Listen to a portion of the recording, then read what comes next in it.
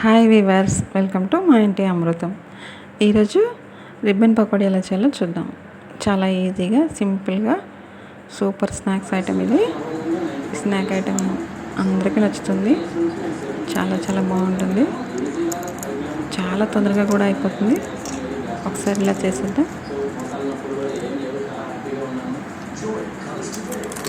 జంతికల కంటే కూడా చాలా ఫాస్ట్గా వేగిపోతాయి ఇవి. రుచిలో కూడా చాలా బాగుంటాయి. పిల్లలు పెద్దలు అందరూ తినొచ్చు ఈవినింగ్ స్నాక్గా. అది ఎలా చేయాలో ఇప్పుడు చూద్దాం. దీనికి 3 కప్పుల బియ్యపిండి తీసుకున్నాను. 3 కప్పుల బియ్యపిండికి 1 కప్పు శనగపిండి వేసుకోవాలి. ఈ పిండి మొత్తం జల్లించుకోవాలి.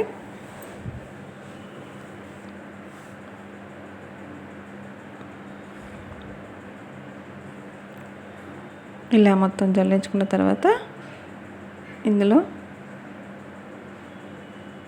కంపల్సరీగా జల్లించుకోవాలి.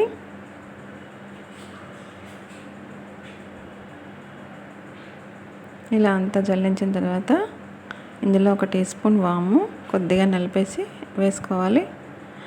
అలాగే 1 teaspoon salt, 1 teaspoon కారం.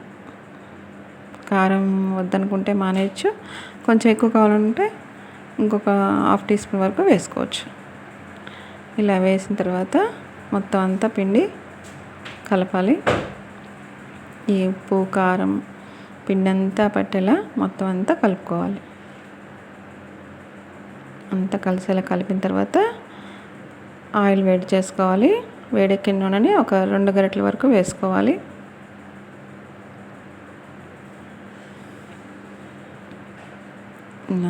రెండు గరిటెల వరకు వేసుకొని పిండికి మొత్తం పట్టేలా కలుపుకోవాలి.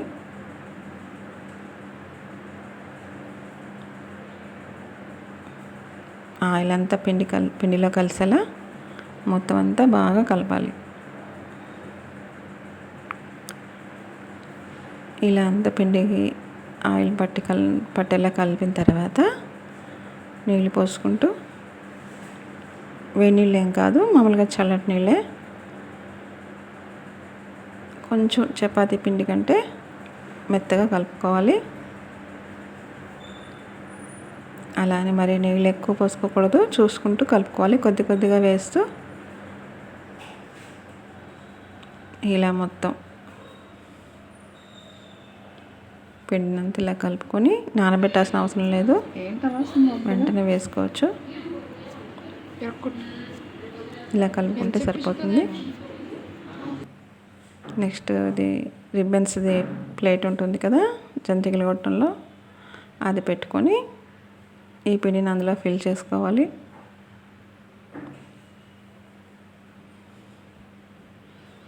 ఇప్పుడు కాగుతున్న నూనెలో ఈ రిబ్బన్స్ వేసేసుకోవడమే.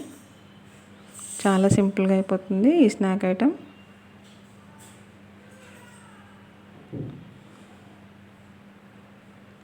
ఇలా వేడి వేడి నూనెలో వేసుకోవాలి.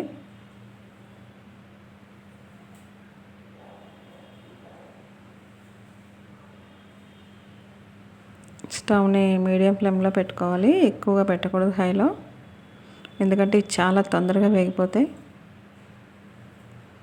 ఒక సైడ్ వేగిన తర్వాత మరో సైడ్ టర్న్ చేసుకొని తీసేసుకోవడమే. చాలా బాగుంటుంది ఇది. పిల్లలైతే చాలా ఇష్టంగా తింటారు.